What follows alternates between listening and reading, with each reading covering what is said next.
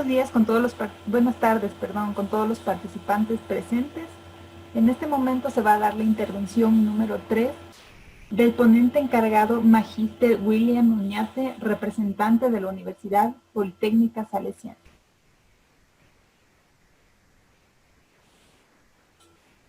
Adelante, Magíster, puede continuar con su intervención. Ok, muy amable. No sé si puedan ver la presentación aún. No, al momento no. Ya.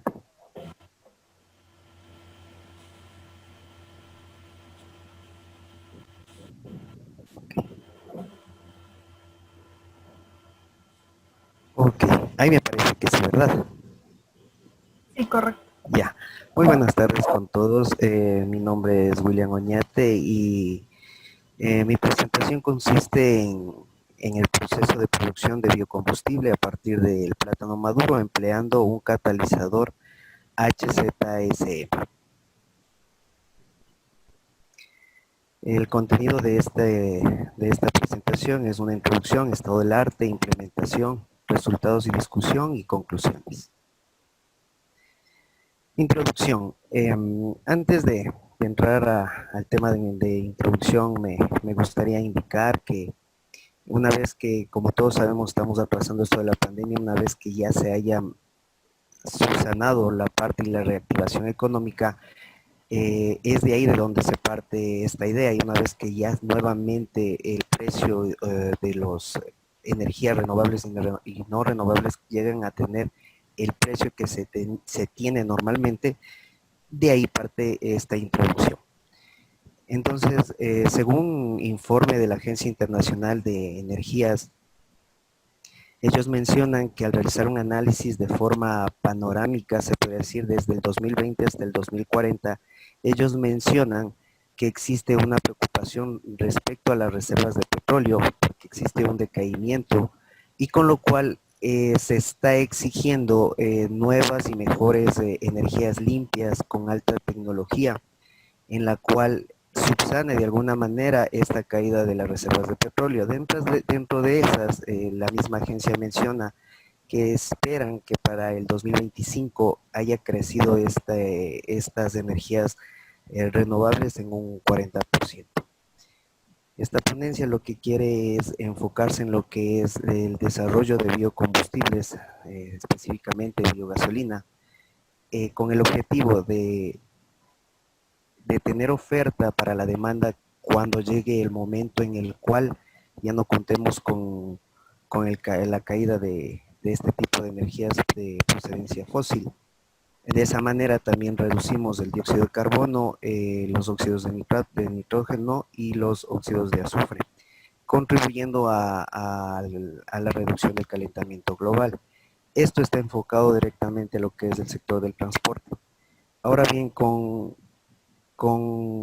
la experiencia que ya tenemos de algunos países, como es el caso de Brasil, que ha estado manejando etanol, podemos observar que se puede llegar a tener una sostenibilidad de este tipo de combustible, sí, solo sí, las las políticas que se mantengan, sean fuertes y es sostenible si se da a largo plazo. Estado del arte. En este caso se presentarán los materiales, tratamientos y sustancias reaccionantes. Cabe recalcar que el trabajo que se desarrolló fue a través de una materia prima, en este caso es plátano maduro, que se obtuvo prácticamente de desecho y que ya no era para el consumo humano. En este caso tenemos de una variedad Musa AB con las características que se puede ver, características físicas, químicas que se puede obtener de este tipo de plátano maduro. También mencionar que esta variedad de plátano cuando se encuentra en estado verde presenta almidón entre un 20 y 22%. Sin embargo, cuando llega a esa etapa de madurez, estos dichos almidones se convierten en azúcares simples, que es lo que nosotros necesitamos, como por ejemplo sacarosa, fructosa y glucosa, componentes que nos van a facilitar para la asimilación de azúcar en los procesos de fermentación y de esa manera llegar a obtener el bioetanol.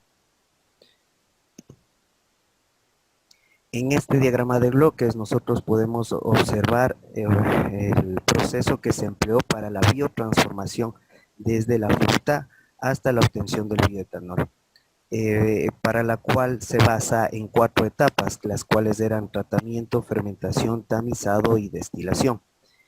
En este procedimiento de tratamiento, lo que se hizo fue fragmentar mecánicamente la fruta con el objetivo de obtener pedazos, se podría decir, de fruta madura entre 0,2 y 3 milímetros, con el objetivo de mejorar la transferencia de masa para las siguientes etapas. En la etapa de fermentación se utilizó hongos de azúcar, lo que viene a ser levadura, ¿no?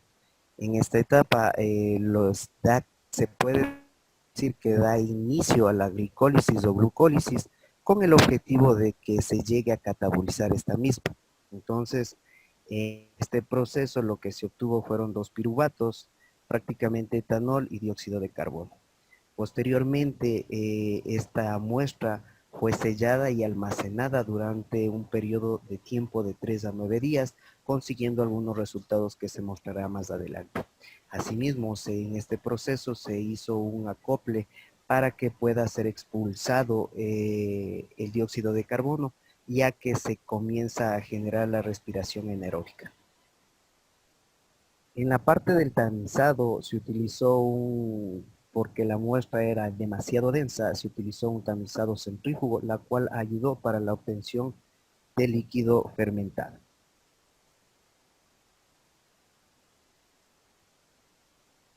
En este diagrama de bloques nosotros observamos el proceso que se obtuvo ahora, una vez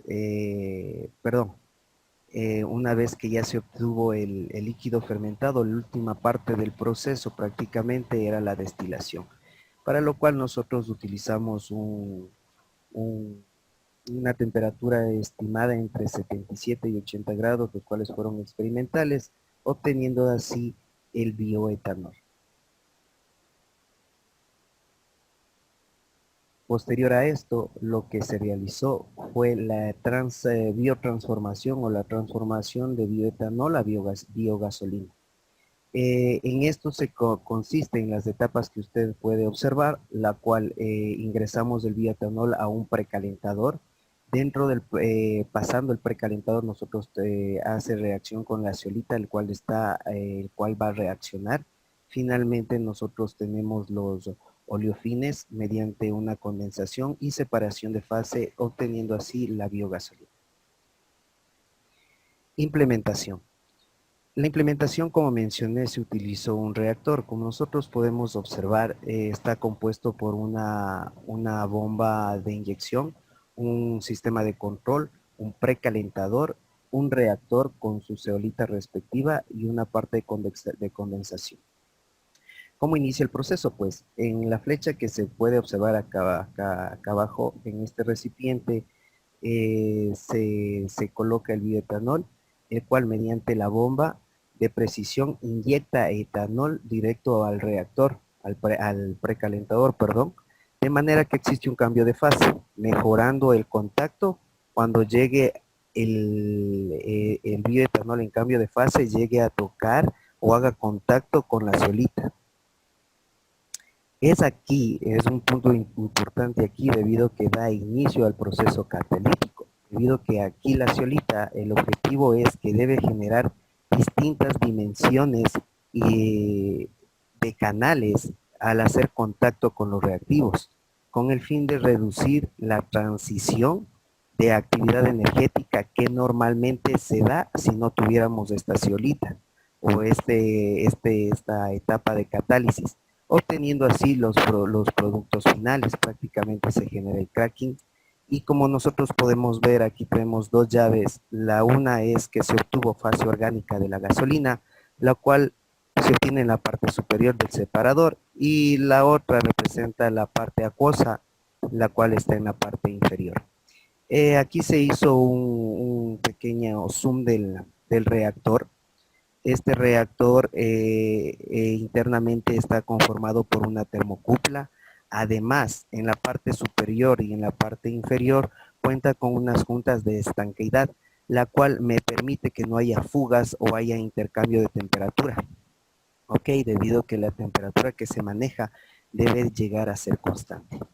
Asimismo, la zeolita fueron utilizados mediante, o la cama de la zeolita que se colocó en el reactor, fue a través de pellets entre dimensiones entre 0,2 y 0,5 centímetros y se trabajó prácticamente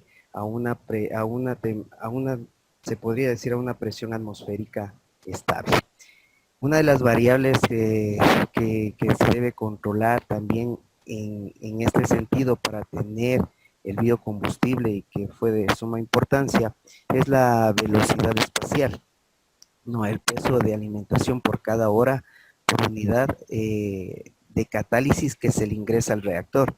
En este caso, como podemos ver, es una diferencia que existe entre el flujo másico una vez que los reactivos hicieron cambio de fase. Esa velocidad, esos reactivos llegan a la cama de la zeolita y prácticamente se debe controlar la cantidad de flujo másico que llega a la cantidad de masa de zeolita que se colocó. En este caso nosotros llegamos a tener una velocidad de 0,98 horas a la -1. Cabe recalcar también que el flujo volumétrico que nosotros estábamos inyectando de etanol estuvo entre 0,2 y 1,2 milímetros por cada minuto.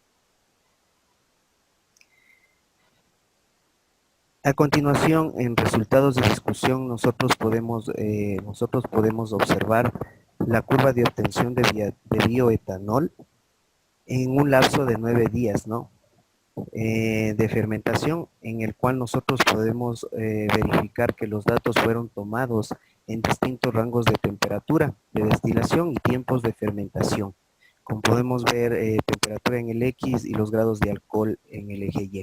En el ejemplo número 3, nosotros podemos observar que se dejó la muestra para la obtención de etanol en un tiempo de 3 a 4 días, en el cual se puede observar que cuando teníamos temperaturas, se podría decir altas, de 88 grados hasta 75, nosotros teníamos una temperatura en ese caso de 28 y 59 grados para el ejemplo 3 de 3 a 4 días. En la muestra 2, nosotros observamos entre los días quinto, sexto y séptimo que la fermentación de los grados alcohólicos en el etanol fue de 16,3 a 51,5 grados de alcohol. Y finalmente el ejemplo 1, nosotros se le dejó en un tiempo de almacenamiento de entre 8 y 9 días, llegando a tener unos grados alcohólicos de etanol entre 8 grados y 45,5 grados. Además, mencionar que cuando se verificó la temperatura o se incrementó la temperatura, como podemos ver, de destilación, prácticamente los grados alcohólicos descendieron drásticamente, como se puede observar en la gráfica. Y eso es un problema para poder realizar el siguiente paso, la cual fue la obtención de biogasolina. Nosotros podemos ver aquí dos cuadros, en el cual el primero hace referencia a que con una concentración de grados alcohólicos de del 50%, se obtuvo unos resultados de conversión aceptable de gasolina prácticamente mayor o igual al 15%, y el número de octano fue de 96,5, superando, ¿no?, a la gasolina super de 92 octanos que actualmente aquí en el Ecuador se está produciendo. Esta tabla también lo que hace referencia es que el producto obtenido fue tratado sobre estándares de gasolina comercial, como especifica la norma NT-INEM 935-2016, la cual evalúa y compara las características que posee el biocombustible respecto a la gasolina de uso comercial. En la siguiente tabla lo que nosotros podemos observar, luego del proceso de oligomerización que se explicó anteriormente, con la formación de canales y la obtención de oleofines, se obtuvo el líquido de gasolina, gases, agua de gases, agua con gas, y también se obtuvo agua. Dentro de estos se obtuvo hidrocarburos de un total de 16.447 gramos que se inyectó de etanol, llegando a obtener 600 gramos de gasolina. Cabe recalcar también que la temperatura en la cual estuvo internamente mediante la termocupla se estableció en 340 grados centígrados y se hizo experimentaciones mayores hasta 380 y menores hasta 310. Dentro de este umbral nosotros observamos que si es que bajábamos de 310 grados o subíamos de 380, la producción de líquido de gasolina era escasa, obteniendo agua y ceteno. No teníamos ni un mililitro de gasolina líquida. Entonces es importante controlar la velocidad y que no haya fluctuaciones en estas, así como la velocidad espacial. Como conclusiones, nosotros llegamos durante el proceso para la obtención del etanol, que es necesario controlar la temperatura de destilación y sobre todo el tiempo de fermentación. Esto se debe, ¿no? Porque al comparar los datos más significativos de la muestra 1 de la gráfica anterior durante el día tercero y cuarto respecto a los datos de la muestra 3 tomados los días octavo y noveno, existe una muestra significativa de reducción alcohólica en el etanol de un 25%, lo cual no es un dato significativo para el siguiente proceso, el cual era el de biogasolina.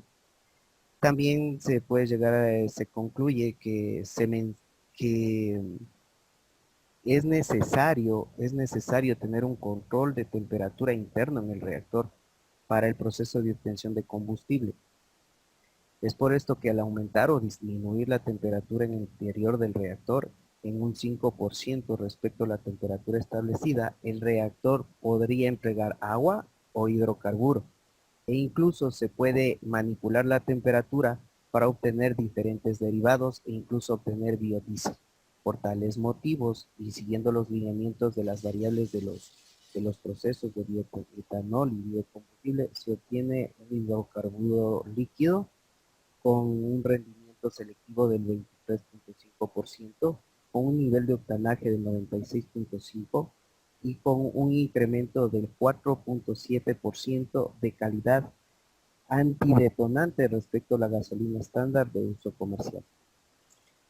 En futuros trabajos, lo que se pretende es diseñar y construir un reactor catalítico heterogéneo, pero ahora con un control automático e inteligente que sense temperatura, presión y caudal. También otro de los trabajos que se quiere desarrollar es implementar un sistema automático, pero con un ahorro más de energía, debido que el que se presentó en este proyecto, el precalentador como el reactor para llegar a esa temperatura, se utilizaron resistencias, lo cual por el efecto Joule cuadrado R hay mucha pérdida de energía. En este caso lo que quiere es implementar un sistema automático de control de temperatura, pero con una parte de inducción magnética para obtener más rápido los niveles de temperatura que se necesitan. Así también es necesario unos estudios respecto al potencial químico de la producción de biocombustibles en diferentes frutas y desechos, debido que en esta investigación se observó que existen varias frutas aquí en nuestra región que no tienen las características químicas que uno necesitaría para hacer una progresión de cuánto etanol o cuánta cantidad de biocombustible se podría llegar a obtener. Eso sería todo. Gracias. Estimado Magíster, agradecemos su participación e intervención en el Congreso Internacional de Investigación e Innovación. En este momento vamos a realizar las preguntas de los participantes que se encuentran en la sala. Buenas tardes. Tenemos una pregunta por interno, cual nos dice: los estudios acerca de la generación de biocombustibles a partir de materia orgánica ha sido efectiva. ¿Cuál sería la problemática principal para su aplicabilidad en nuestro país? Ok. Si nosotros tenemos diferentes tipos de reactores que se están desarrollando, ¿no? Incluso tenemos reactores homogéneos y procesos de esterificación. ¿Qué significa esto? Que durante el proceso para el biocombustible, nosotros al utilizar este tipo de reactor, lo que hacemos es reducir la cantidad de energía que se consume durante el proceso, con lo cual, como mencioné en un comienzo, se necesitan políticas en la cual se tenga tecnología de punta y más aún con esto de la eficiencia energética debemos de anclarnos todos a que toda la producción que se tenga que hacer sea con un análisis energético. Desde ese punto de vista, me parece que la investigación que se desarrolló era importante en el aspecto de no consumir tanta energía en la producción para luego quemarla. Entonces ese debe de hacerse un análisis energético respecto a esto. Muchas gracias. La siguiente pregunta por interno es, en base a la investigación expuesta, ¿cuál sería la viabilidad de la creación de una planta industrial dentro de un marco socioeconómico, evaluando aspectos importantes como las ventajas y desventajas al ser nuestro país productor del banano? Ok. Es importante, nosotros observamos que había muchos desechos en mercados, prácticamente esa investigación fue realizada así y verificamos, existen mercados aquí en la capital que este tipo de plátano lo desechan y lo botan directamente a la basura. También recordar que en la ubicación en la que nosotros nos encontramos, y eso también fue algo un poco engorroso en nuestra situación, debido a que no teníamos información de varias frutas que nuestro país puede dar. Dentro de eso esta investigación también se hizo para poder obtener características importantes de diferentes tipos de frutas y con ello obtener diferentes valores y concentraciones de biogasolina. También esto de si podremos apantallar algo la parte alimentaria en el Ecuador, se podría decir que no. Según la Organización de Naciones Unidas, el mundo actual está en la capacidad de dar de alimentar a 12.000 millones de personas. Sin embargo, está mal distribuida esta parte de alimentación, porque con las capacidades que tenemos, hay gente que muere por hambre, niños que mueren por hambre. Sin embargo, nosotros tenemos, solo llegamos a los 7.000 millones, o sea que tenemos recursos para dar de comer casi al doble. Sin embargo, eso ya es la mala distribución de la riqueza. Gracias. Y la última pregunta. A pesar de los beneficios, los estudios científicos han mostrado que las compensaciones de gases de efecto invernadero varían en gran medida de acuerdo con cada biocombustible en comparación con el petróleo, por cuanto algunos cultivos pueden generar aún más gases de efecto invernadero que los combustibles fósiles. ¿Cuál sería el impacto ambiental de esta utilización? Ok. En esta investigación también está incorporado personal que trabaja en la Escuela Politécnica Nacional en la parte de química y mencionamos respecto a este tema, en la actualidad ya se cuenta con un cronogramador espectral para analizar este tipo de biocombustibles y por eso surge la necesidad de contar con reactores de laboratorio para identificar de esa manera qué tipo de producto o con qué tipo de metodología uno llega a disminuir este impacto, ¿no? La idea es bajar los niveles de dióxido de carbono, NOx y SOx. Sin embargo, por poner un ejemplo, Brasil, que es uno de los países que mayores consumidores de etanol, ellos, por ejemplo, ahora lo que hacen, ya no siembran caña de azúcar en su totalidad, sino que ahora lo que ellos están eh, investigando es la parte del maíz. Ellos con solo que la gasolina se mezcle en un 22% con etanol, ellos aseguran que se llega a tener una reducción del 85% de emisiones de gases de efecto invernadero. El objetivo de esto también es investigar y ver qué productos nos pueden dar este tipo de contaminación en un futuro. Listo. Tenemos una pregunta del compañero Mario Echeverría. Por favor, si la puede realizar. Listo. Mira, yo tenía una pregunta, felicitaciones por la investigación, bastante chévere, sobre todo en un producto nacional que es bastante abundante.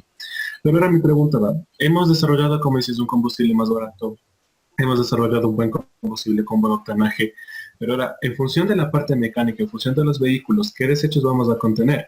Porque pensando un poquito, lo que ocurrió justo en Brasil fue, ellos metieron etanol en la gasolina. Cuando los vehículos empezaron a funcionar, empezaron a dañar catalizadores, empezaron a dañar sistemas, partes mecánicas del vehículo. Entonces, lo que solucionando combustible aumentó el precio en la parte de trabajo de mecánica, al precio a los clientes y todo lo demás. A diferencia de Brasil, nosotros no tenemos una industria manufacturera de vehículos. Ok. Sí, es muy interesante la pregunta y también se ha conversado respecto a este tema. Lo que se quiere en sí es desarrollar sistemas, como ustedes saben, ¿no? A medida que en otros países están incluso ya innovando el Euro 6.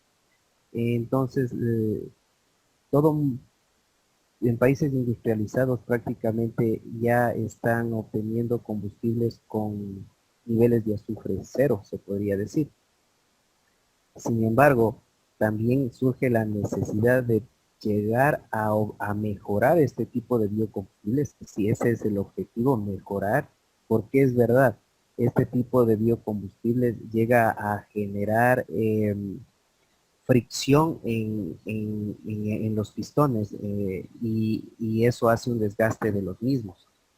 Pero también se debe de tomar en cuenta que cuando un combustible de origen fósil de alta calidad como el Euro 6 se le purifica, llega a perder el azufre. ¿Qué significa eso de perder el azufre? Que prácticamente era aquel que lubricaba todo el pistón, el cigüeñal y toda la caja de donde se llega a poner la admisión, compresión, explosión y escape. Con lo cual se está inyectando incluso biodiesel en un porcentaje porque se ha demostrado que si se llega a mejorar esta clase de biocombustibles podrían mezclarse con estos de alta calidad y funcionarían como lubricante. Así tendríamos desechos de azufre bajo y no dañaríamos la parte motriz de los vehículos, que eso es el objetivo también. Listo, muchas gracias.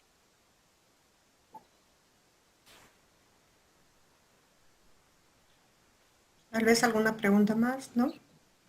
Por parte del Instituto Superior Tecnológico Rumiñahui, ingeniero Ñate, le quedamos muy agradecidos por haber compartido sus conocimientos en la participación en el Congreso Internacional de Investigación e Innovación CI 13.